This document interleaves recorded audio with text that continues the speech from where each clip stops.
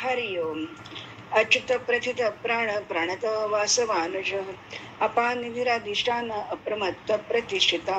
विष्णू सहस्रनाम श्लोक क्रमांक 48 आणि नाम आहे 318. अच्युत षडविकार रहित, शाश्वत अविनाशी अमर अटल कायम स्थिर अविकारी, नष्टो मोह स्मृतिर्लब्धा तर प्रसादान मयाच्युत. गीता 18:73. गीतेमध्ये भगवंताला अर्जुन 3 वेळा अच्युत म्हणतो. गीता 1:21 मध्ये अहंकारी अर्जुन कृष्णाला आज्ञा करतो, अच्युत दोन्ही सैन्यामध्ये रथ घे, बघू माझ्याशी कोण कोण युद्ध करणार आहेत, कारण युद्ध मीच जिंकणार आहे. हा फाजील आत्मविश्वास होता, पण त्याचा काही परिणाम भगवंतावर झाला नाही. 11:42 मध्ये भगवंताचे विराट रूप पाहून अचंबित होऊन अच्युतची स्तुती करतो, तरी भगवंतात काही फरक पडत नाही. 18:73 मध्ये अर्जुन संदेह रहित होऊन अच्युताची आज्ञा शिरसावंद्य म्हणून मानून तू म्हणशील तेच योग्य आहे, तेच मी करेन. या 3ही श्लोकातील अर्जुन सामान्य जीवांचे प्रतिनिधित्व करतो. मी श्रेष्ठ धनुर्धर हा अहंकार दुसऱ्या वेळी अद्भुत कृष्णरूप पाहतो, त्यामुळेच थोडासा मीपणा कमी होतो. आणि तिसऱ्या वेळी ज्ञानप्राप्ती झाल्याने अर्जुन रूपी अहंकार निशेष होतो आणि तू सांगशील तेच माझ्या हिताचं आहे. अर्जुन रूपी विकारी जीव आहे, आधी मध्य अंती बदलत असतो, पण कृष्ण अच्युत षड विकार रहित अटल एक रस आहेत, षडगुणेश्वरी आहेत. जीव 3 अवस्थांमधून जातो, पण श्री विष्णू परमात्मा अच्युत आहेत. 319 प्रतिथ. जगाची उत्पत्ती वगैरे कामे करण्यामुळे प्रसिद्ध, प्रस्थापित, विस्तृत. अतोस्मि लोके वेदे च प्रतिथ पुरुषोत्तमः. गीता 15:18. भगवंत स्मृती, पुराण, शास्त्रे यात पुरुषोत्तम नावाने प्रसिद्ध आहेत. वेद म्हणजे शुद्ध ज्ञान. वेदांचे परिणिते भगवंत पुराण पुरुष. प्रकृतीत प्रतिक्षण परिवर्तन होत असते, पण भगवंतात काहीही बदल होत नाही. भगवंत पृथ्वीत प्रविष्ट होऊन आपल्या शक्तीने सर्व चराचर प्राण्यांना धारण करतात. विष्टभ्यामहमिदं कृष्णं मेकांशेन स्थितो जगत. 10:42. गीता. भगवान जगत रूपाने स्थित आहेत. व्याप्य व्यापक, सूक्ष्म महान, सत असत दोन्ही भगवानच आहेत. भगवान अनंत असल्याने अनंत ब्रह्मांड त्यांच्या कोण्या एका अंशात स्थित आहेत. चहुवेदी जाण सक्षर श्रीकारणे, 18ही पुराणे हरिसी गाती. हरिपाठ 2:1. तेज चंद्र सूर्य अग्नीमध्ये तेज आहे. वैश्वानरून प्राण्यांच्या शरीरातील अन्नाचे पचन करतात. सर्वांच्या हृदयात अंतर्यामी रूपाने राहतात. जगाची उत्पत्ती त्यांच्यामुळेच होते. वदन्ते तत्त्व विदस्तत्व यज्ञाम द्वय ब्रह्मेति परमात्मेति भगवानिति शब्दते. भागवत 1:2:21. श्रीकृष्णच भगवान परमात्मा ब्रह्म आहेत, म्हणून श्री विष्णूंचे प्रतिथ नाव योग्यच आहे. 320. प्राण हो. भूतमात्रांचा प्राण स्वरूप. प्राण म्हणजे जीवन, संजीवनी, चैतन्य, आत्मा, ज्योती, वायू, सूर्य, देवता इत्यादी ह्या सर्व वायुरूप असतात. देहात पंचप्राण आहेत. प्राणायामामुळे मुनी लोक वायुरूप होऊन जगत संचारक सिद्धी प्राप्त करतात. स्पंदन म्हणजे प्राण चैतन्य, जे सूक्ष्मातिसूक्ष्म व स्थूलातिस्थूल सर्वत्र संचार करते. अपाने जुहती प्राणम प्राणे अपान अपानं तथा परे. प्राणापान गती ऋत्वा प्राणायाम परायणाः अपरे नियताहाराः प्राणान् प्राणेषु जुह्वति. गीता 4:29-30. प्राणाचे स्थान हृदय व अपानाचे स्थान गुदा आहे. योग चूडामणी. हृदयामध्ये प्राणाचे म्हणजेच भगवंताचे स्थान आहे, म्हणून आपण हृदयावर हात ठेवून सत्याची ग्वाही देतो. प्राण जाय पर वचन न जाय. अहम वैश्वानरो भूत्वा प्राणिनाम देहमाश्रिता प्राणापान समायुक्तम पचामन्यम चतुर्विधम सर्वस्य चाहं मृति सन्निविष्टो मत्त स्मृतिर्ज्ञान मन अहोपनंच. गीता 15:14-15. पृथ्वीत प्रविष्ट होऊन संपूर्ण प्राण्यांना धारण करणे, चंद्रमाहून संपूर्ण वनस्पतीचे पोषण करणे, त्यानंतर त्यांना खाणाऱ्या प्राण्यांच्या शरीरात जठराग्नी होऊन खाल्लेल्या अन्नाला पचवणे इत्यादी संपूर्ण कार्य भगवंताच्या शक्तीने होते. आपण प्राणकंठाशाले म्हणतो, म्हणजे प्राण जीव कसा दिसला, भगवंताचे हृदयातले स्थान हल्ले. भगवद्गीतेची महती सांगताना गीताध्ययनशीलस्य प्राणायाम परस्य म्हटले आहे. असे श्री विष्णू प्राण आहेत. 321. प्राणद. प्राणद म्हणजे देवाला बळ देणारा व असुरांचे बळ नाहीसे करणारा. याआधी श्लोक क्रमांक 21-65 मध्ये वर्णन केले आहे. प्राणादाचे सर्वात मोठे उदाहरण म्हणजे देवासुर संग्राम, समुद्र मंथन होय. वामन अवतार धारण करून बलीला पाताळात गाडला. भक्तवत्सल भगवंताने भक्त प्रल्हादासाठी नृसिंह अवतार धारण करून हिरण्यकश्यपूचा वध केला, तर वराह अवतारात हिरण्याक्षाचा वध केला. श्रीराम अवतारात रावण, त्राटिका, कुंभकर्ण व त्याच्या साथीदारांचा वध केला. देवगुरु पत्नी ताराला चंद्राने पळवून नेल्याने देव आणि दानव यांच्यात युद्ध झाले. परशुराम अवतारात अत्याचारी क्षत्रिय व मदोन्मत्त कार्तवीर्याचा वध केला. कृष्ण अवतार व पृथ्वीवरील दुष्टांचा भार उतरवून साधू संतांचे परित्राण करून वचनपूर्ती हा त्याचा मूळ उद्देश होता. त्यासाठीच कौरव, पांडव, भारतीय युद्ध, कौस, चाणूर, मुष्टिक, शिशुपाल, दंतवक्त्र, वृत्रासुर इत्यादी अनेक असुरांचा वध करून यदा यदा हि धर्मस्य अभ्युत्थानम अधर्मस्य तदात्मानं सृजाम्यहं परित्राणाय साधूनां विनाशाय च दुष्कृतां धर्म संस्थापनार्थाय संभवामी युगे युगे. गीता 4, 7 आणि 8. पूर्ण पुरुषोत्तम स्वतःच अवतरतात. 322. वासवानुज. इंद्राचा धाकटा बंधू. वासो म्हणजे इंद्र, अनुज म्हणजे धाकटा भाऊ. इंद्र म्हणजे इंद्रियांचा देव, मन. सगळी इंद्रिय मनाला विषयांकडे वळवतात, त्यामुळे मनाचा तोल जातो. इच्छापूर्तीसाठी ते सैरभैर धावू लागते. षडविकाराने मायाजालात अडकते व भगवंतापासून कोसो मैल दूर जाते. वासनेपोटी पुनरपी जननम पुनरपी मरणम अशी आवर्तन चालू होतात. म्हणून सर्वच संतांनी, खास करून रामदास स्वामींनी मनरूपी इंद्रियाला गुंजारून म्हटले, हे मना, तू सज्जन आहेस, तू भक्ती मार्गाला लाग. कृपा भाकिताम जाहला वज्रपाणी तया कारणे वामनु चक्रपाणी द्विजा कारणे भार्गव चापपाणी नुपेक्षी कदा देव भक्ताभिमानी. मनाचे श्लोक 122.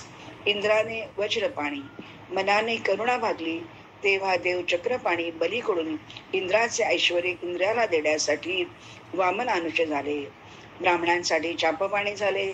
इंद्राचा धाकटा भाऊ वामन म्हणजेच विवेक, सारासार बुद्धी जागृत होणे.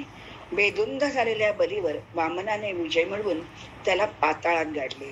विषय वासना नष्ट करून त्यावर अंकुश म्हणजेच वामना अवतार, विवेक जागृत करून भगवंत चरणी लीन होणे असा वासवानुजह चा आध्यात्मिक अर्थ आहे.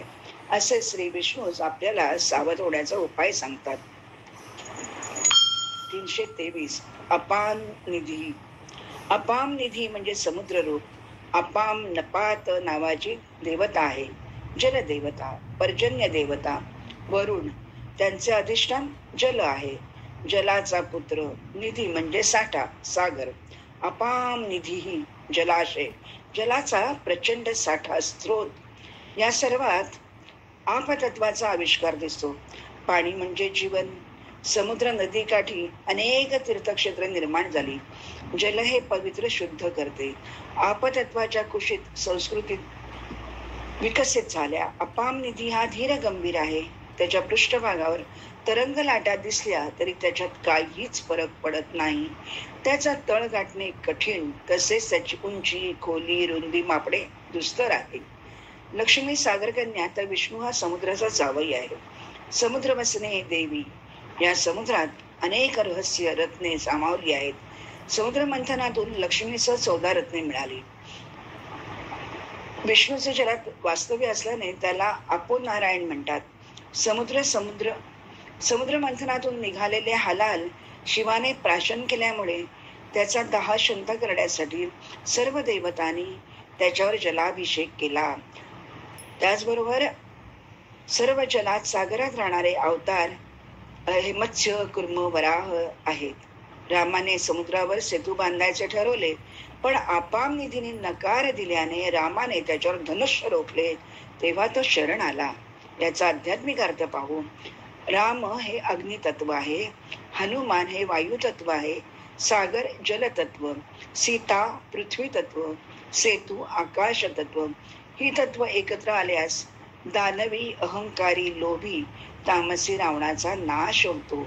सीतेचा शोध म्हणजे कुंडलिनी शक्तीचा शोध लागतो. अशा अपाम निधी ही श्री विष्णूंना वंदन करते. 324 अधिष्ठानम. अधिष्ठानम उपादान कारण रूपाने प्राणी मात्रांचे आश्रयस्थान, आधार, धर्माचा पाया, खांब. अधिष्ठानम तथा करता करणम च पृथक विधम. गीता 18:14. ज्या देशामध्ये हे शरीर स्थित आहे तो देश आणि शरीर हे दोन्ही अधिष्ठान आहेत. कर्मसिद्धी होण्यासाठी 5 हेतू सांगितले आहेत. अधिष्ठानम करता, कर्ण, क्रिया आणि दैव. आधाराशिवाय कोणतेही काम कसे केले जाईल म्हणून अधिष्ठान पद आले आहे. या ते अधिष्ठान ऐसे म्हणजे ते याची उद्देशे तिये भोगावया पुरुखा आन ठावोची नाही देखा. म्हणून अधिष्ठान भाका बोलीचे देह हे 24 तत्वांचे कुटुंब घर वस्तीचे तुटे बंध मोक्षाचे गुंतले येत. किंबहुना अवस्थात्रया अधिष्ठान धनंजया म्हणून देहायया हेच नाम. ज्ञानेश्वरी 18:14, 316 ते 320. भगवंताच्या अधिष्ठानामुळे प्रकृतीत क्रिया होतात. भागवतात 10 विषयांचे वर्णन केले आहे. यातील 10वे आश्रय म्हणजे अधिष्ठान. त्याचे योग्य ज्ञान होण्यासाठी कधी श्रुतीने कधी साक्षात्कारी महात्म्याने 9 विषयांचे वर्णन केले आहे. या चराचर जगाची उत्पत्ती प्रलय ज्या तत्वाने प्रकाशित होतात ते परब्रह्मच आश्रय अधिष्ठान आहे. याला शास्त्रामध्ये परमात्मा असे म्हणतात. सामर्थ्य आहे चळवळीचे जो जे करील तयांचे, परंतु तेथे भगवंताचे अधिष्ठान पाहिजे. दासबोध 20:4-26. म्हणून देहाने देहमुक्त होण्याचे अधिष्ठान विष्णूच आहे. 325 अप्रमत्त. अधिकारानुसार कर्मफल देण्यामध्ये कधी चूक न करणारा, दक्ष, सावध, जागृत, अचूक. जगी जीवनाचे सार जाणून सत्वर, जैसे ज्याचे कर्म तैसे फळ देतो धीर. क्षणिक सुखासाठी आपल्या कोणी होतो नीतिभ्रष्ट, कोणी त्यागी जीवन आपुले दुःख जगी करण्या नष्ट. देह करी जे जे काही आत्मा भोगितो नंतर, जैसे ज्याचे कर्म तैसे फळ देतो रे ईश्वर. भगवंत भक्ताच्या हृदयातील भाव जाणतात. लोकेशणा, वित्तेषणा, पुत्रेषणा, दारेषणा. मनुष्य अशा मोहामध्ये अडकतो. आपल्याला लोकांनी दानी, श्रीमंत, यशस्वी, ज्ञानी, आध्यात्मिक भक्त म्हणावे यासाठी तो धडपडत असतो. सण समारंभ, सार्वजनिक कार्यक्रम करीत असतो. पण शेवटी उक्ती आणि कृती यात जेव्हा अंतर पडते तेव्हा माणसाचे व्यक्तिमत्व दुभंगते. अंतरीचे धावे स्वभावे बाहेरी. तुकाराम महाराज. भगवंत हृदयात असल्याने मनुष्याचे अंतरंगातील भाव तो ओळखतो. त्याच्या कर्माचा अचूक लेखाजोखा भगवंताकडे असतो. संचित प्रारब्ध क्रियमाणानुसार फळ हे भोगावेच लागते. काही लगेच याच जन्मी याच देही, काही फळे पुढील जन्मात, काही फळे कालांतराने भोगावीच लागतात. राजा दशरथाला श्रावण बाळाच्या अंध माता पित्यांचा मिळालेला शाप म्हणून पुत्र राम जन्माला आले, पण पुत्रवियोगाने दशरथाचा मृत्यू. ऋषी दुर्वासांना अंबरीशाची क्षमा मागावी लागली. देववसूंनी वसिष्ठांची कामधेनू चोरली तेव्हा वसिष्ठांच्या शापामुळे त्यांना इच्छामरणी गंगापुत्र भीष्म म्हणून मर्त्य लोकात यावे लागले. लाडक्या अर्जुनाने मारलेल्या बाणांच्या शरशय्येवर उत्तरायणाची वाट पाहत राहावे लागले. म्हणून श्री विष्णूंचे अप्रमत्त नाव यथायोग्य आहे. 326 प्रतिष्ठित हो. आपल्या महिमात स्थित असलेला निर्गुण, निरुपाधिक, निर्विकारी, उदासीन, प्रतिष्ठापना केलेला, सन्मानित, वशय्यसे इंद्रियाणी तस्य प्रज्ञा प्रतिष्ठिता. गीता 2:61. ज्याची विषय इंद्रिय विरक्त झाली आहेत, जो स्थितप्रज्ञ झाला आहे, अशा साधकात साधनेचा अहंकार असतो. पण हे सर्व भगवंताचीच कृपा आहे म्हणून साध्य झाले असे मानतो, तोच योगी, तोच सिद्ध साधक होय. मी भगवंताचा आणि भगवंत माझा हा भाव आल्याने तो भगवंताकडून प्रतिष्ठित होतो. माता पार्वतीने महादेवाला विचारले, आपण देवाधिदेव आहात, तर मग आपण कोणाचे ध्यान करता? मी भगवान श्रीकृष्णांचा महान भक्त आहे. मी सदैव त्यांचेच ध्यान करतो. शिव आणि कृष्ण एकच आहेत. रुद्राणाम शंकरश्चास्मी. सृष्टीचक्राचे कार्य सुनियोजित चालवण्यासाठी घेतलेले अवतार आहेत. राम रामेति रामेति रमे रामे मनोरमे. सहस्रनाम तत्तुल्यम राम नाम वरान्य. दक्ष प्रजापती सभेत आला तेव्हा शिव ध्यानमग्न असल्याने त्याने उत्थान केले नाही. श्रीकृष्ण एकांतापासून प्रकृतीच्या पलीकडे असणाऱ्या परमपुरुषाचे ध्यान करतात. नारद, अर्जुन, प्रल्हाद, गोपी, द्रौपदी अशा अनेक भक्तांचे ध्यान करतात. रामावतारात हनुमंताचे ध्यान करतात. म्हणून असे श्री विष्णूस प्रतिष्ठित आहेत. अशा प्रकारे श्लोक क्रमांक 48 आणि नाम 326 संपन्न झाली. हरि ओम.